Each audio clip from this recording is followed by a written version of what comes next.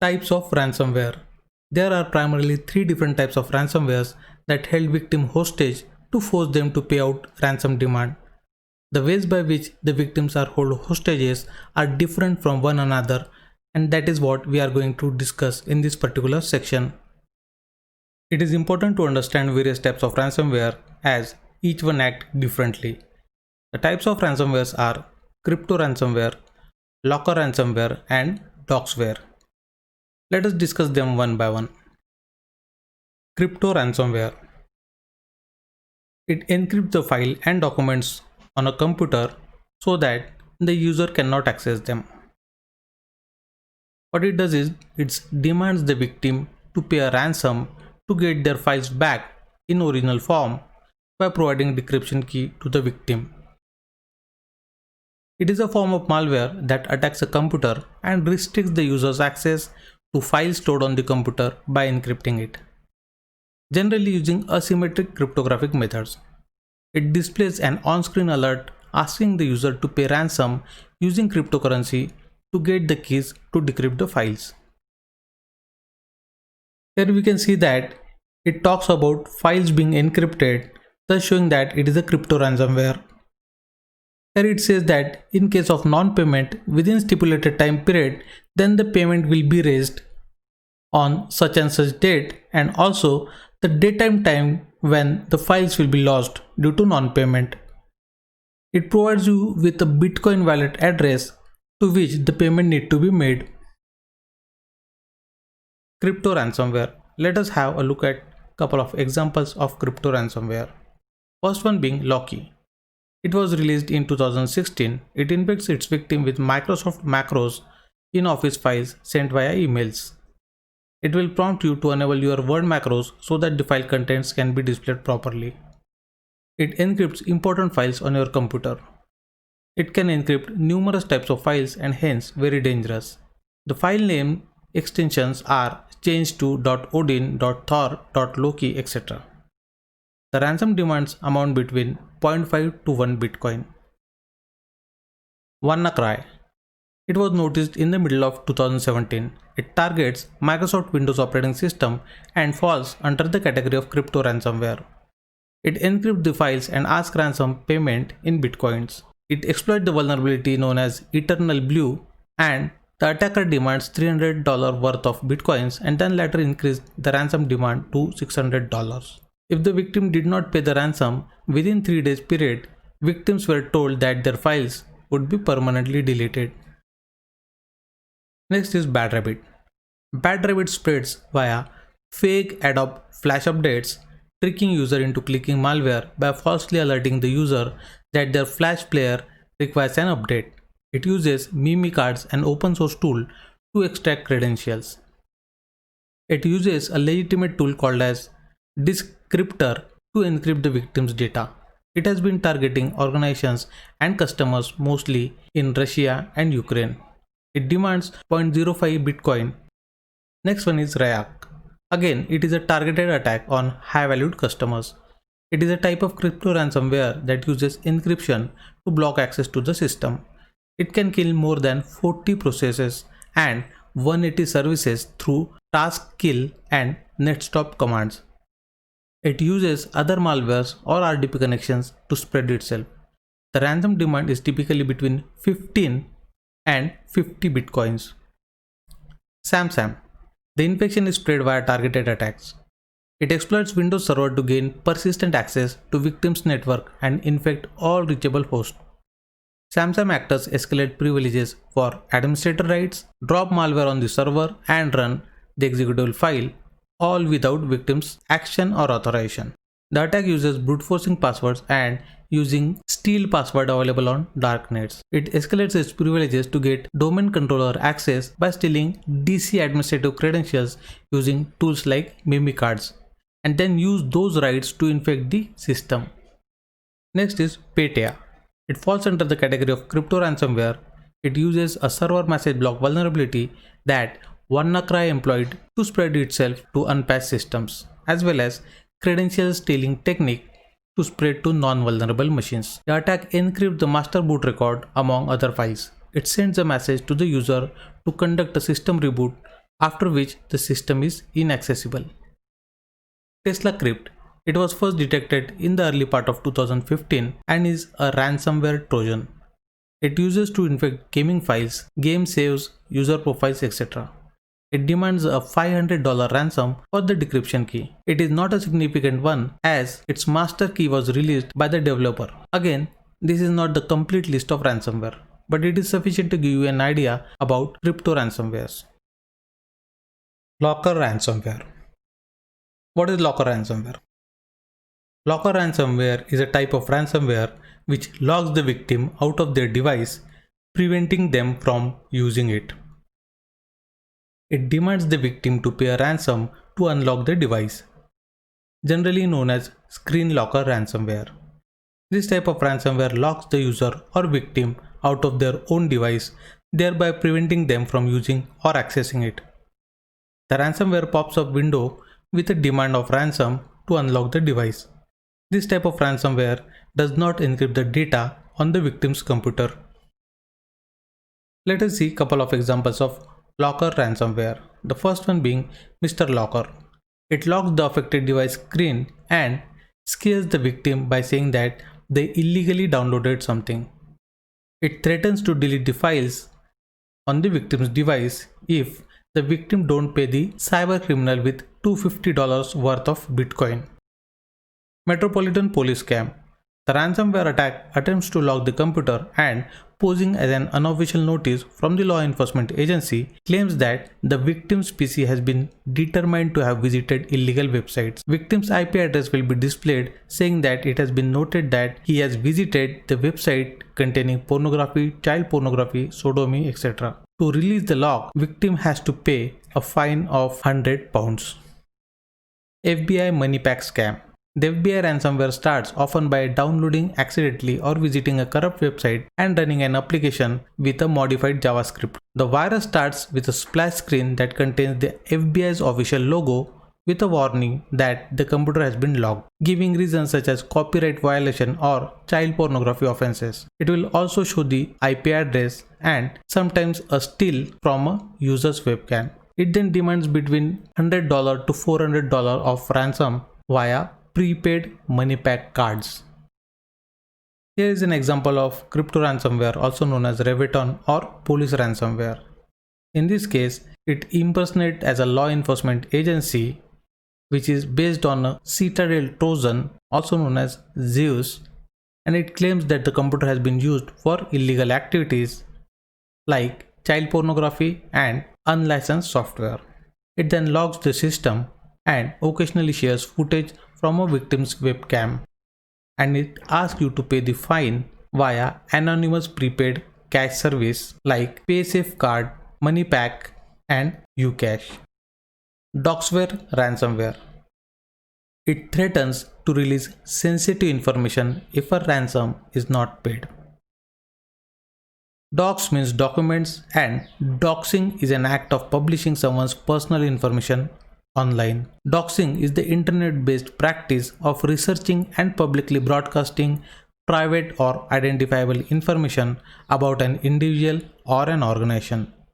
It collects the information by way of social media, hacking, and many such similar techniques. However, it is done with a malicious intentions. It is primarily used to extort money from the victim. Let us see a couple of examples of Doxware ransomware. The first one being the Dark Overlord.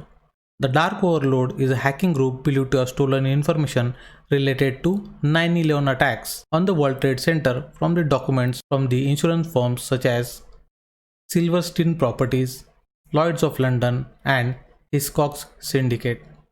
They threaten to publish the contents of the files if their ransom demands are not made. The same group got notoriety after they leaked the unreleased episodes of the Netflix series Orange is the New Black. Another example is Leaker Locker. Leaker Locker locks the home screen of the mobile phones. It gets installed on your mobile phones through fake apps on Google Play. It threatens to send your private pictures, messages, and internet browsing history to your friends in the contact list. What is scareware? Let us see what it is. A scareware is a type of malware that impersonate as a legitimate looking program that lures you into paying money in exchange of solving fake or imaginary problem.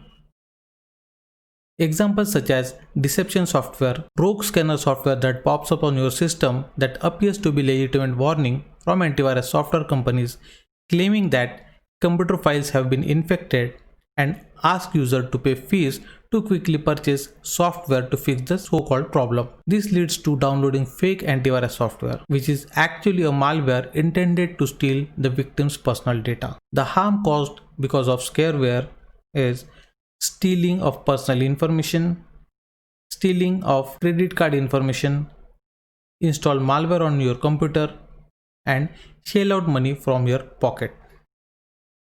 Ransomware as a service. Let us see what it is. It is a service offered by cybercriminals for ransomware operations. It is a method used by non-technical criminals. It is similar to software as a service model. It is a subscription-based business model that enables the novice cybercriminals to launch ransomware attack with ease. You can find various ransomware as a service packages in the market, primarily on dark web, that reduces the need to code the malware. Ransomware as a service providers advertise their offerings on the dark web about their services. Hence, cybercriminals without much technical knowledge can use it. This operator provides technical know-how and step-by-step information on how to launch a ransomware attack using the service, and can watch the status of the attack using real-time dashboard. The service provider takes care right from delivery to all the way through collecting ransom payment. On successful attack, the ransom money is divided between the service provider, coder, and the attacker. Services includes delivery of ransomware, handling the communication, providing restoration service, and collecting ransom payments. Let us see how the malicious business model of ransomware as a service works. It is provided as a service type with hire as a service, and the fees or the charges is either fixed fees or percentage, also called as cut, from the ransom amount received. There are multiple RAS kits, also known as ransomware as a service kits, that are available in the wild that are used by cybercriminals to exploit the potential victims. Examples are Philadelphia, one of the most sophisticated ransomware as a service kit prepared by Rainmaker's Lab, can be found on the dark web. The cost of the kit is $389, that too a one-time payment, lifetime access. It also provides you with guide and tips of using it and any updates of the build that are available. One can generate unlimited ransomware samples with this kit. Stempedo. It is advertised and sold on the dark web. One can purchase a lifetime license. It encrypts files and appends the encrypted file with a .logged extension. It is available at a price point of $39. It threatens to delete random file every 6 hours till payment is made, and in case of non-payment within 96 hours, all files will be permanently deleted. It also provides a video to showcase how Stempedo works. The payloads are in format such as exe, bat, dll, scr, and command. Raspberry. It provides several price tiers. Its 1-month subscription is charged at $60 with free support and multiple operating system compatibility, and its 3-year subscription costs $650. The package is pre-compiled with Bitcoin and email address of the customer. Here the customer is nothing but the cyber criminal. The author do not take any cut from the revenue generated by the ransom. Next is Satan.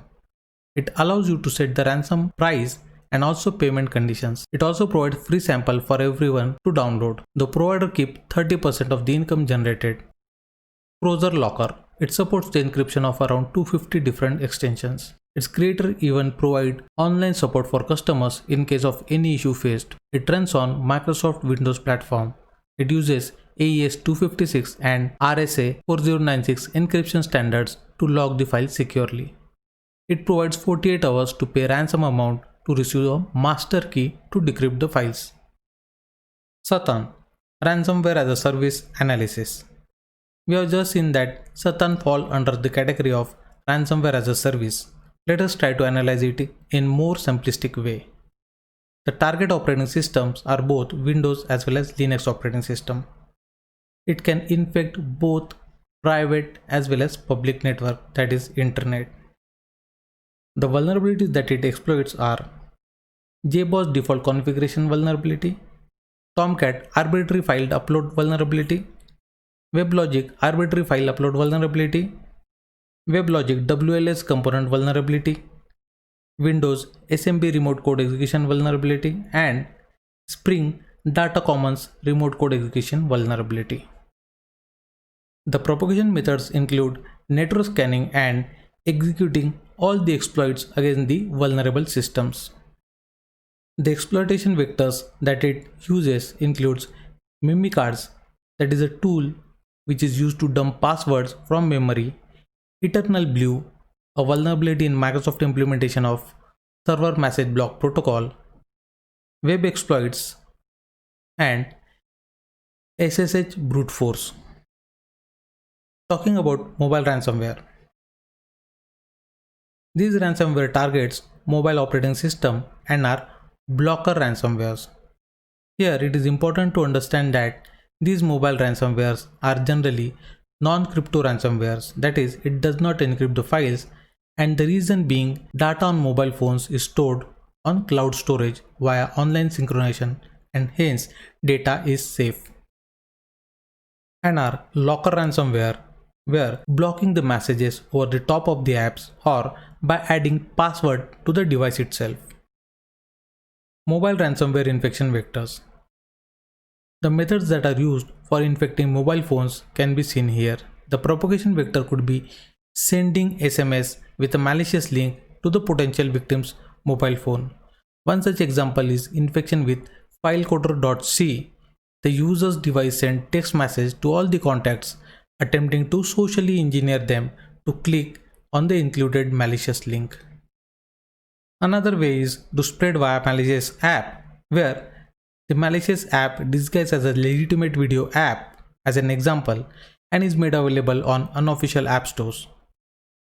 The Android.lockdroid.e that creates lock screen that appears more sophisticated and official by displaying fraudulent legal notice coupled with personal information gathered from the device. Mobile ransomware examples. In this section we will discuss the Android ransomware as well as iPhone ransomware. For Android ransomware, the first one being Double Locker. It is called Double Locker as it has two capabilities, and these capabilities are both encryption of user data and changing the device security pin code. It uses fake Adobe Flash update via compromised website to infect the device. Next is LockerDroid.e. The malware uses a fake package installation which then locks the screen and says the victim has installed forbidden material. It gathers contact and other information from the device, encrypts the data and asks ransom amount to decrypt it. Collier. It disguises as a malicious Pornhub app. On infection, it targets Android user by displaying a pop-up screen with a fake police message demanding a fine for viewing adult content. The latest version only targeted Android users in the United States. Leaker Locker. It hides on a Google Play Store as a fake app. On infection, it threatens to share victims' personal data that includes photos, messages, web history, emails, location history, etc. to all the phone and email contacts. It demands a ransom of $50. COVID Lock. We will discuss it in a next slide. And in case of iPhone, the example is Oleg Please ransomware. You will find it on iOS. It demands ransom of around $50 to $100 to unlock the iPhone. It falls under the category of locker ransomware. Mobile ransomware COVID Lock. This is another example of mobile ransomware. It disguises as a coronavirus tracking app. The site from where you can download it is coronavirusapp.site. It asks accessibility and lock screen permissions and eventually locks the user out of the system that is a mobile phone, and asked to pay $100 as a ransom amount. It sets the deadline of 48 hours. It wants deletion of contacts, pictures, etc. and wants leakage of social media account. SCADA ransomware. There are some segments that are also vulnerable to ransomware attacks and could be more deadly than we can think of. It is SCADA, also known as Supervisory Control and Data Acquisition. It is a control system architecture comprising computers, network data communications, and graphical user interface for high-level process management and other peripheral devices. It is used to monitor and control a plant or equipment in industries. Let us see some such SCADA ransomware examples. It is known by the name ECANS or SNAC. It is designed to target industrial control systems and is capable of stopping a number of processes. It can terminate 64 different software processes on the victim's computer and include processes specific to ICS. However, it lacks capabilities of injecting commands into or manipulating ICS related processes. It encrypts existing data and displays a note demanding the payment, and the demand is made in Bitcoin. IoT ransomware. Why it is targeted? IoT is known as Internet of Things. It is a system of interrelated computing devices having the ability to transfer data over a network without requiring human to human or human to computer interaction. Why IoT is targeted? Because IoT is used for critical infrastructure such as power grid, health industry, and other such industries like telecommunication, water and waste control, energy, oil and gas refining, and transportation. It has capabilities to affect millions of people simultaneously in more than one way, like smarter agriculture, smarter cities, healthcare, etc. And may cause human lives as it is used for connected inhalers for asthma, coagulation testing for checking blood clots, for heartbeat monitoring, etc. And failure of IoT device may lead to huge monetary losses depending on the industry such as power grid systems. IoT ransomware impact. What could be the impact of IoT ransomware? Well, the impact could be on pacemaker, where it extracts personal information from devices or modifies its configuration, further putting patient's life in jeopardy. Drug infusion pumps. Any errors may lead to inappropriate dosage administration, which could be dangerous to the patient. Vehicle and transportation. It is used to determine vehicle's location by ways like GPS. An attacker could track position of a vehicle as well as person can be tracked if he is linked to the vehicle, and same information may be passed on to somebody else. Power grids. Nation state actor deploy sophisticated cyber campaign to disrupt daily life, and one such way is to disrupt power grid, thereby affecting financial systems, water lines, transportation network, computers, cell phones, etc. Traffic signals. Altering the traffic signaling system could lead to traffic chaos as well as may cause accidents. Industrial automation. Any modification in the configuration can introduce defects in the final product. Home automation, like doors of a hotel, if malfunctions can lead to chaos. Inventory management. Maintaining records of stock is an essential part of supply chain system, and for that matter, if the information itself is not made available, then it could lead to inappropriate judgment of situation in case of crisis. IoT ransomware example. One of the IoT ransomware example is that of a hotel ransomware attack in Austria. Here, the hotel staff could not program keycard for guest check-in. The attacker asked ransom via email to the hotel staff and provided details of Bitcoin wallet, where we can also call it as a wallet address, and demanded a ransom of 2 Bitcoins, which convert to $1,800. The company that handles the hotel IT system then had to pay the ransom. IT ransomware precautions. Let us see what are those precautions.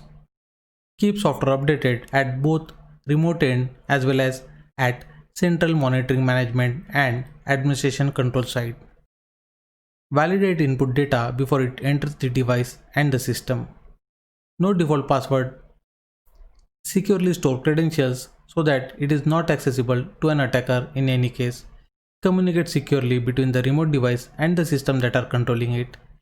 Minimize exposed attack surface so that the attacker has less option to explore via scanning or otherwise. Protection of personal data so that administrative credentials should not fall into wrong hands. Make system resilient to outages so that single point of failure should not lead to system-wide failure of the entire system. Monitor telemetry data so as to observe any discrepancies. Easy maintenance of devices so that any complications can be avoided. APT ransomware. APT stands for Advanced Persistent Threat. Here, the ransomware operators are partnering with specialists who use APT techniques to provide stealthy infiltration. These are targeted attacks. They need entry to a system that provides network-wide access and could infect network-attached storage devices, network nodes. It encrypts large number of files and data and remove the evidences.